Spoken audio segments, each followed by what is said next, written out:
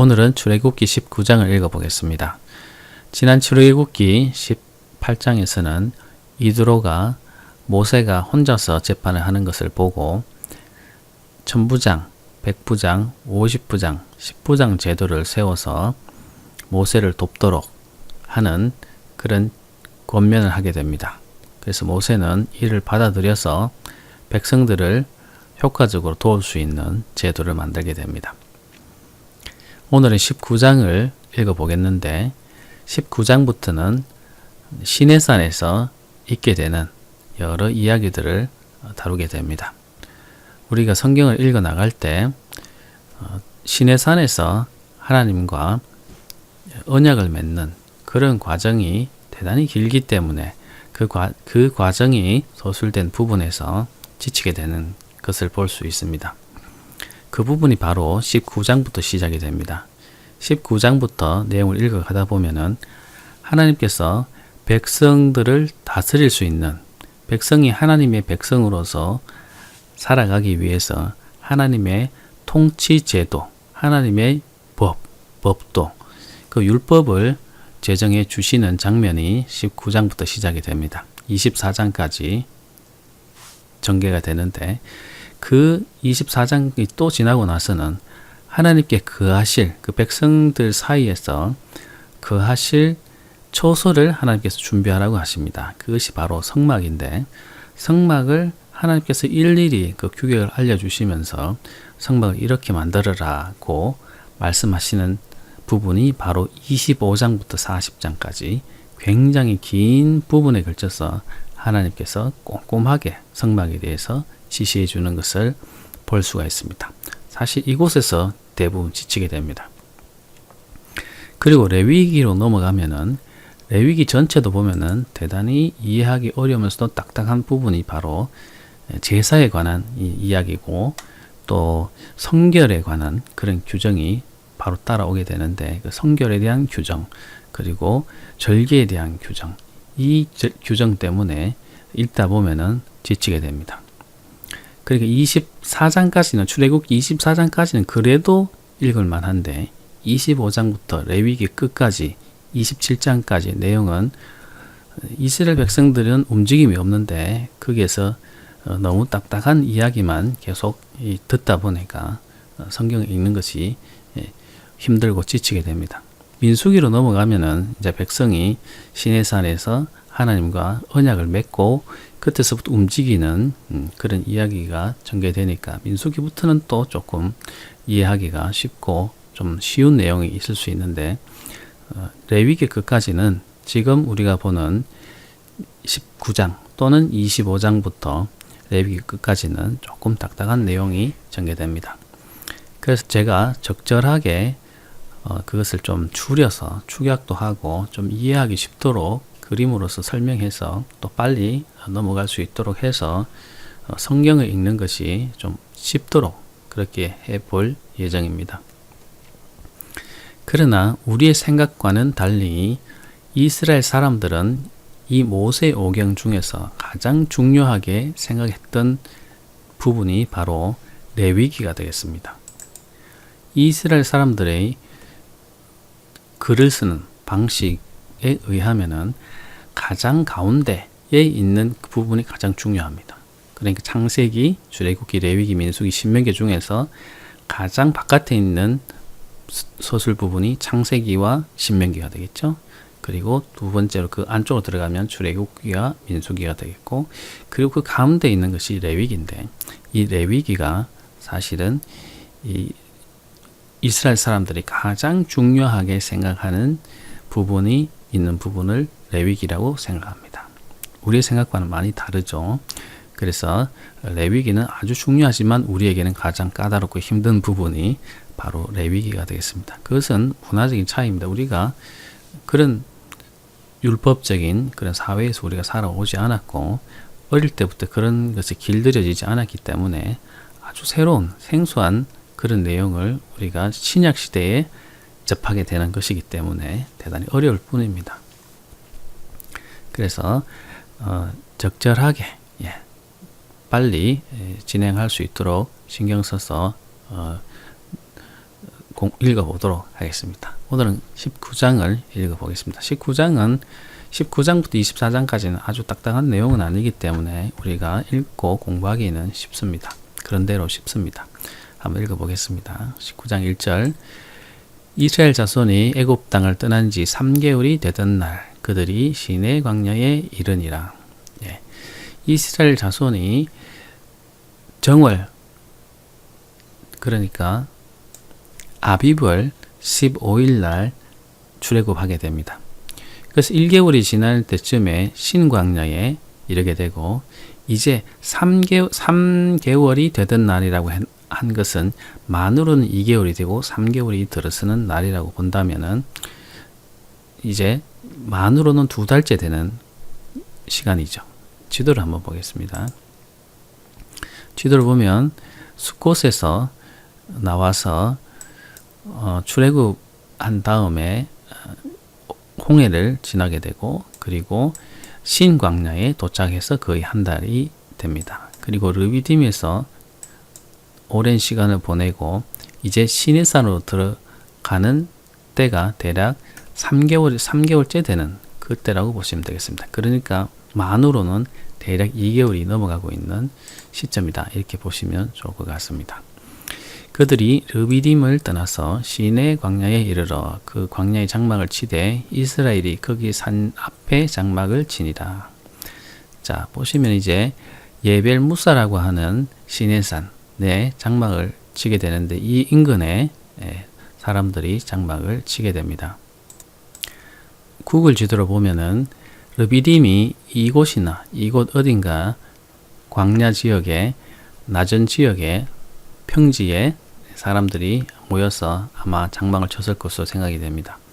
그런데 여기 있는 예벨무사라고 하는 시내산에 도달하기 위해서는 이쪽이나 내지는 이쪽에 경로를 통해서 분명히 시내산으로 접근했을 것으로 생각됩니다. 그래서 이 지역, 그리고 여기 보면은 넓게 장막을 칠 수 있는 지역이 여러 곳에 있는데, 이 지역이나 이 지역 또는 이 곳에 아무래도 장막을 쳤을 것으로 생각됩니다. 이 지역이나 이런 조그마한 언덕이 있는 사이사이에 아마 장막을 치지 않았을까, 이렇게 생각이 됩니다. 근데 그것에 대한 정확한 자료는 남아 있지 않기 때문에 정확한 장막이 쳤던 이스라엘 사람들이 거했던 위치는 알 수는 없습니다. 언급이 없기 때문에 르비딤이나 어떤 곳을 정확하게 말하고 있지 않기 때문에 우리는 정확하게는 알 수 없습니다. 그러나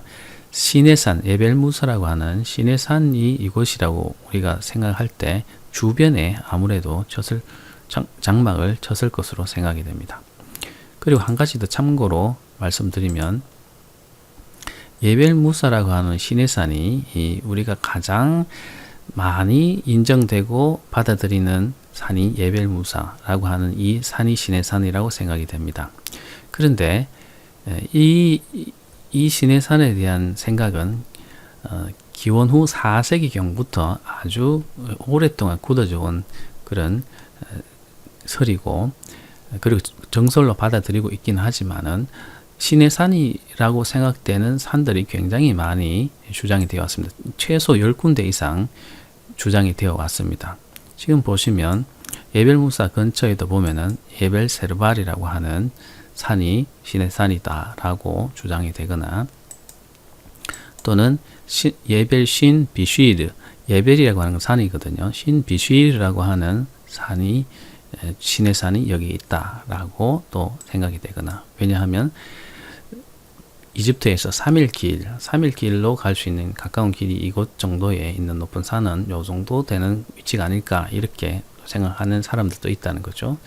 또는 북쪽으로 가서 이쪽 지중해 쪽에서 홍해를 건너서 도달한 산, 예벨 할랄이라고 하는 산을 또 시내산이라고 보는 사람도 있고요. 또는 수르 광야를 지나서 가로질러 지나서 바란 광야를 지나서 에시온 게베를 지난 다음에 미디안 땅에 있는 곳을 지나서 엘 크로브이라고 하는 산에 또 시내산이 있다, 이곳이 시내산이다라고 또 주장하는 그런 학자들도 있습니다. 그 의견이 분분하지만 결국은 그들이 그 시내산에서 하나님과 언약을 맺고 다 가데스 바네아로 모이게 되거든요. 왜냐하면 가데스 바네아로 집결해서 여기에서 가나안 정탐꾼을 파견하게 되는데, 그러기 위해서는 지금 화살표로 여러 경로들이 보이다시피 이 경로에서 다 시내산으로 갔다가 다시 모이는 곳은 바로 가데스 바네아가 되겠습니다. 자, 우리가 보는 가장 대표적으로 인정받는 경로는 이 예벨무사라고 하는 시내산 경로인데, 우리는 이 경로에 준해서 보도록 하겠습니다.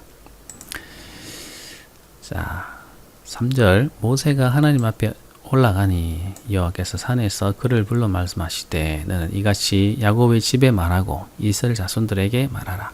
자, 시내산 인근으로 이스라엘 백성이 접근해서 장막을 치고 그곳에 머물렀겠죠. 그때 이제 모세가 하나님의 산으로 올라가죠. 시내산으로 올라가죠. 하나님 앞에 올라갔습니다. 그래서 여호와께서 산에서 모세를 불러 말씀하십니다. 너는 이같이 야곱의 집 또는 이스라엘 자손 똑같죠. 야곱의 백성들, 후손들, 이스라엘 자손 똑같습니다. 이스라엘이나 야곱이나 이름이 같기 때문에 내가 애굽 백성 사람에게 어떻게 행하였음과 내가 어떻게 독수리 날개로 너희를 업어 내게로 인도하였음을 너희가 보았느니라. 자, 애굽 사람에게 어떻게 행하였음은 애굽에 이집트에 하나님께서 10가지 재앙을 내리시고 그들을 심판하신 재앙을 내리신 것을 말하는 것이겠죠. 그리고 내가 어떻게 독수리 날개로 너희를 업어 내게로 인도하였는지를 너희가 보았다고 하는데, 근데 여기서 조금 문제가 되는 부분이 있습니다.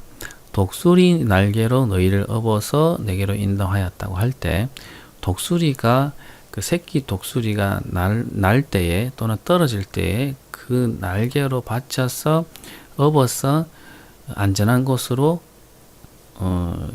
업어서 이동시키는 것을 말하죠.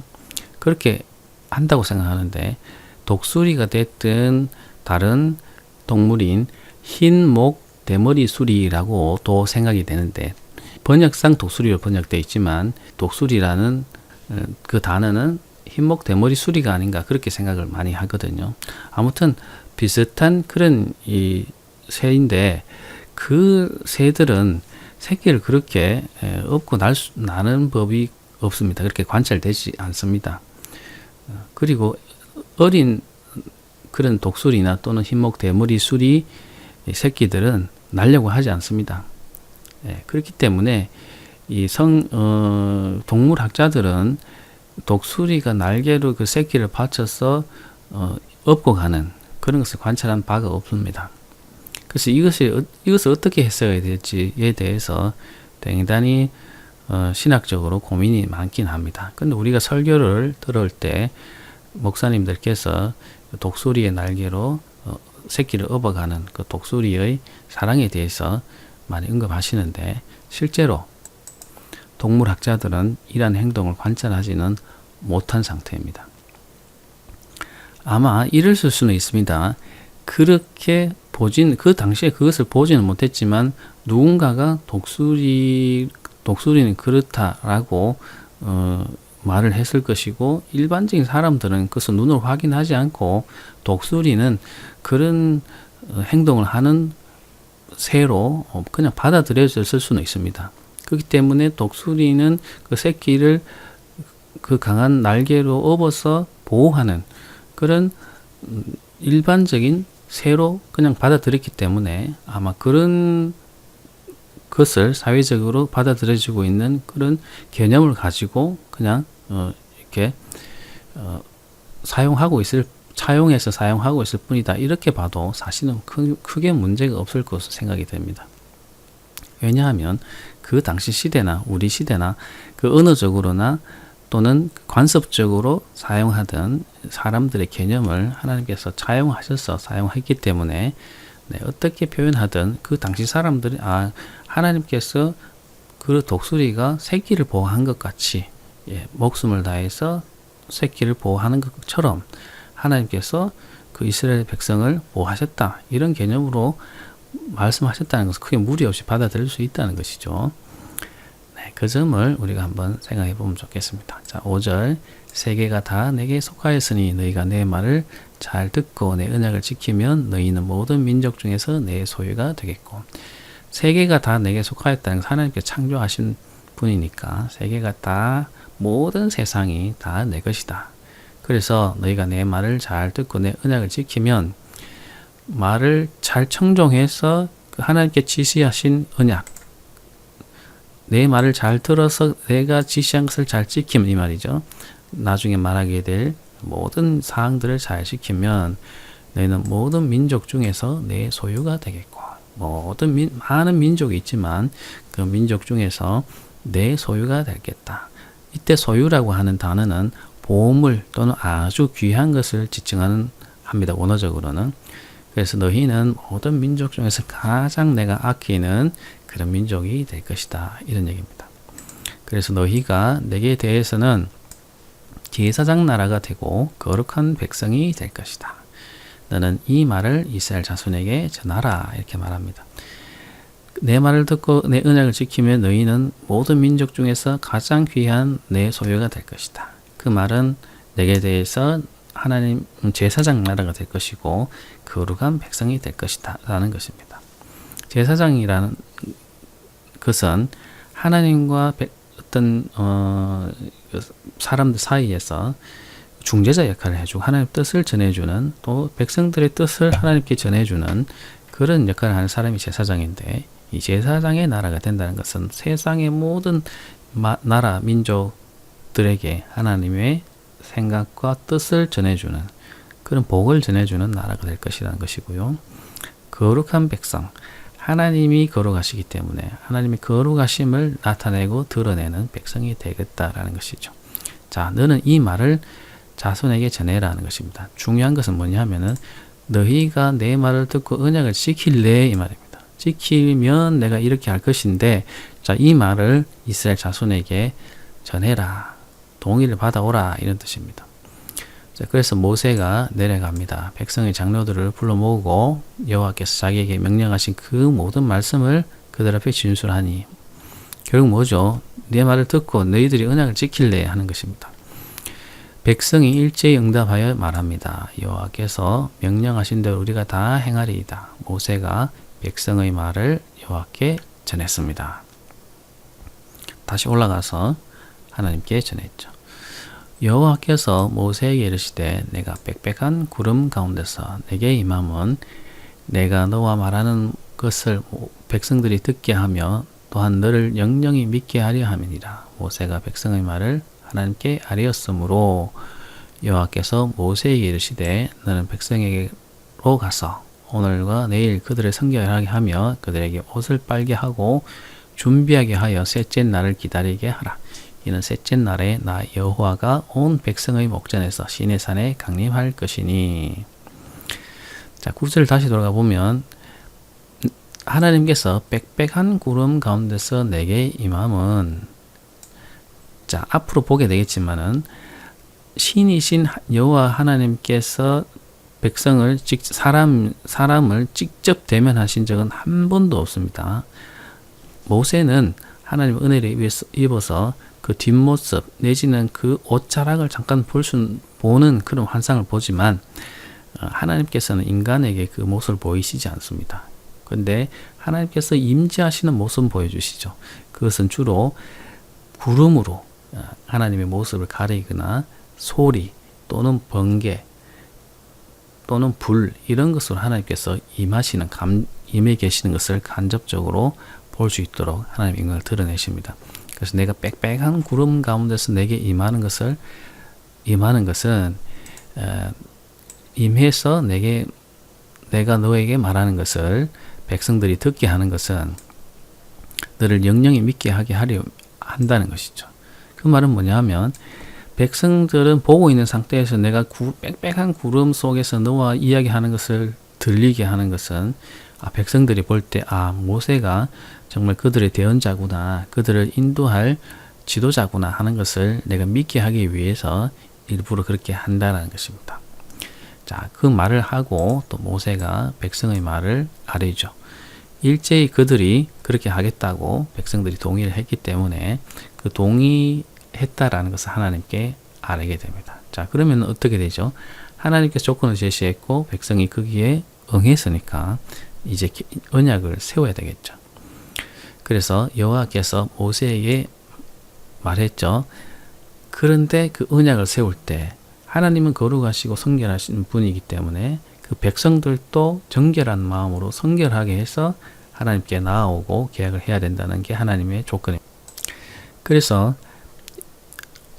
그들이 성결하게 되는 하나님의 방법이 아직 제시되지 않았기 때문에 하나님께서는 간단하게 성결하게 하는 방법을 제시해 주시죠. 그것이 뭐냐 하면 옷을 빨아서 깨끗하게 해서 입는 것을 말합니다.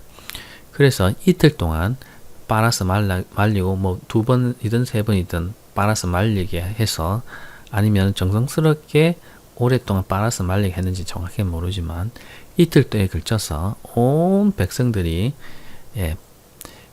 그들의 옷을 깨끗하게 빨아서 준비하게 하라는 것입니다. 그렇게 해서 셋째 날을 기다리게 하되 셋째 날에는 이제 하나님께서 그들과 언약을 맺으려고 준비한 날이 셋째 날인데 셋째 날이 되면은 여호와가 온 백성의 목전에서 시내산에 임할 것이라는 것입니다. 자, 임하시겠다고 약속하시죠. 그러면 너는 백성을 위하여 주의 경계를 정하고 이르기를 너희는 삼가 산에 오르거나 그 경계를 침범하지 말지니 산을 침범하는 자는 반드시 죽음을 당할 것이다. 자, 그래서 3일째 시내산에 하나님께서 강림하실 것인데 백성들은 그 주변에 경계를 정해서 그걸 넘어가지 않도록 하라는 것입니다. 왜냐하면 그것을 넘어가서 하나님을 보겠다고 올라오는 사람은 다 하나님께서 죽일 것이기 때문에 경계를 정해놓고 반드시 올라오지 못하게 하라는 것입니다. 그것은 하나님 스스로를 위해서가 아니라 백성들을 위해서 하나님께서 그렇게 하시는 것이죠. 왜냐하면 모르고 올라왔다가 하나님을 보려고 하다가 죽을 수 있기 때문에 그런 것이죠.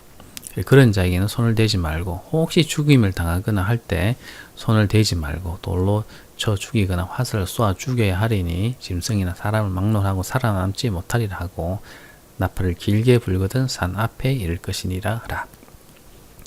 자, 그래서 거기에 침범하는 자가 보이거나 하면 죽여야 된다 하죠. 손으로는 죽이지 말고 돌로 던져 죽이거나 화살로 죽여서 반드시 그 하나님이 정하신 그 경계를 넘지 않도록 그렇게 하라고 하시죠. 그리고 그렇게 대기하고 있다가 나팔 소리가 들리거든 하나님께서 나팔 소리를 부시게 되는데 나팔 소리가 들려서 신호를 주거든 산 앞에 모여서 하나님과 언약을 맺도록 하자 이렇게 말씀하십니다. 자, 모세가 산에서 내려와 백성에게 이르러 백성을 성결하게 하니 그들이 자기 옷을 빨더라. 네, 하나님께서 산에서 모세에게 명령하신 대로 지금 백성에게 실행시키고 있습니다. 모세가 백성에게 이르되 준비하여 셋째 날을 기다리고 여인을 가까이 하지 말라 하니라. 네, 부부가 부부 관계를 하는 것은 정당하지만 아주 중요한 시기이기 때문에 하나님께서 명령하신 데에 집중하고 그 부부 사이에도 금하라고 하나님께서 말씀하시고 계십니다. 그렇다고 부부 관계가 죄가 된다는 것은 아닙니다. 중요한 시기이기 때문에 그것을 금하라는 것입니다. 셋째 날 아침에 우레와 번개와 빽빽한 구름이 산 위에 있고 나팔 소리가 매우 크게 들리니 진중에 있는 모든 백성이 다 떨더라. 네, 그래서 셋째 날이 마침 되니까 우레와 번개, 우레는 소리를 말하고요. 번개는 빛을 말하죠. 그것이 막 동반이 되면서 빽빽한 구름이 산 위에 임해 있고 나팔 소리가 크게 들리니 진중에 있는 백성이 다 떨면서 앞으로 나가게 되죠. 그 경계를 넘지 않고 대기하고 있다가 나팔 소리가 들리면 나오라고 했기 때문에 백성이 다 떨면서 나가게 되겠죠. 모세가 하나님을 맞으려고 백성을 거느리고 진에서 나오매 그들이 산 기슭에 서 있는데 자, 경계는 넘지 않으면서 산 앞에 서 있죠. 그때 시내산에 연기가 자욱하니 여호와께서 불가운데서 거기 강림하시니라. 강림하셨죠. 그 연기가 온기가마 연기 같이 떠오르고 온 산이 크게 진동하며 나팔 소리가 점점 커질 때 모세가 말한즉 하나님이 음성으로 대답하시더라. 네, 그렇게 아침에 섰는데 시내산의 연기가 자욱하면서 하나님께서 그 연기는 있으면서 그 안에 불이 타고 있는 것을 모습이 보였죠. 그러니까 마치 온기가마에 불을 넣으면 그게 불도 보이고 막 연기가 온 천지를 덮는 것처럼 그런 모습이 지금 연출되고 있는 것이죠. 그래서 불도 있고 그게 연기가 자욱하게 일어나고 그 연기가 마치 위로 솟구쳐 오르니까 마치 온기가마 연기같이 온 산이 그런 모습을 띄었다는 것입니다. 그래서 나팔 소리가 점점 커질 때에 하나님께서 신호를 주는 나팔 소리가 점점 커질 때 모세가 하나님께 어떻게 해야 됩니까? 하고 물으니까 하나님이 음성으로 대답하시는 부분이죠. 여호와께서 시내산 곧 그 산 꼭대기에 강림하시고 모세를 그리로 부르시니 모세가 올라가매 여호와께서 모세에게 이르시되 내려가서 백성을 경고하라. 백성이 밀고 들어와 나 여호와께로 와서 보려고 하다가 많이 죽을까 하노라.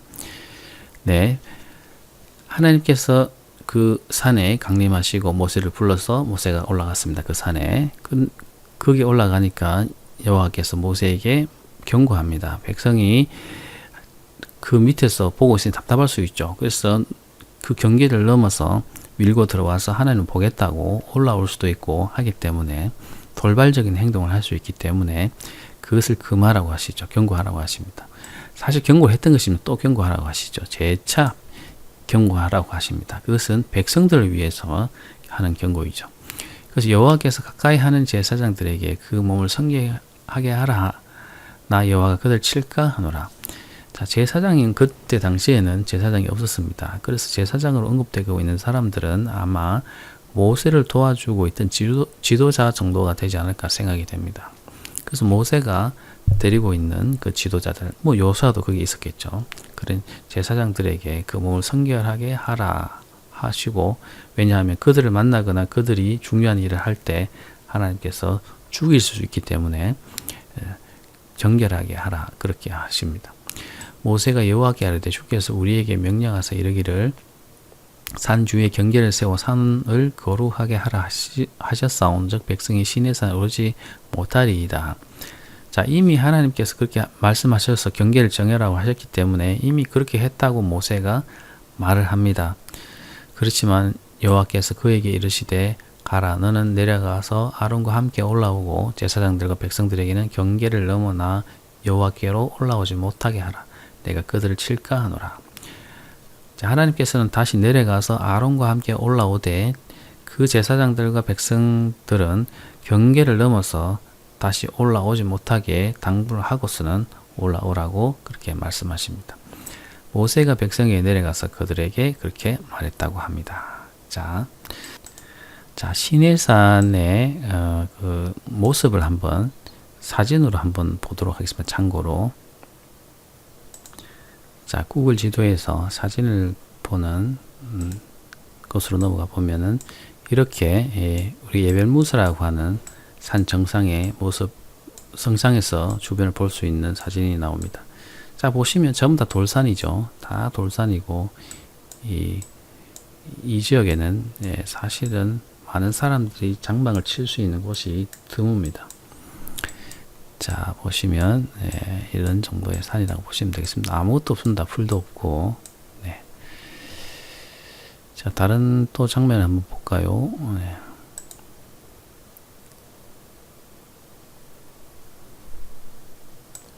자, 이건 올라가는 중에 있는 길입니다. 이렇게 해서 이렇게 올라가게 되는데 보면 주변에 이렇게 나지막한 산들이 많죠. 그리고 이 주변에 산 사이에 보면은 장막을 칠 수 있는 곳이 있기는 합니다. 그렇지만 기본적으로 이렇게 낮은 산들이 많아서 넓은 평지는 보기 어렵습니다. 자, 이런 지역이 바로 시내산 지역이 되겠습니다. 자, 보시면 이 주변 지역이 전부 다 산으로 되어 있죠. 자, 이 시내산에서 조금 위쪽으로 가면 평지가 나오는데 이것이 르비딤으로 여겨지고 있습니다. 자, 그러면 내일은 20장을 읽어보겠습니다.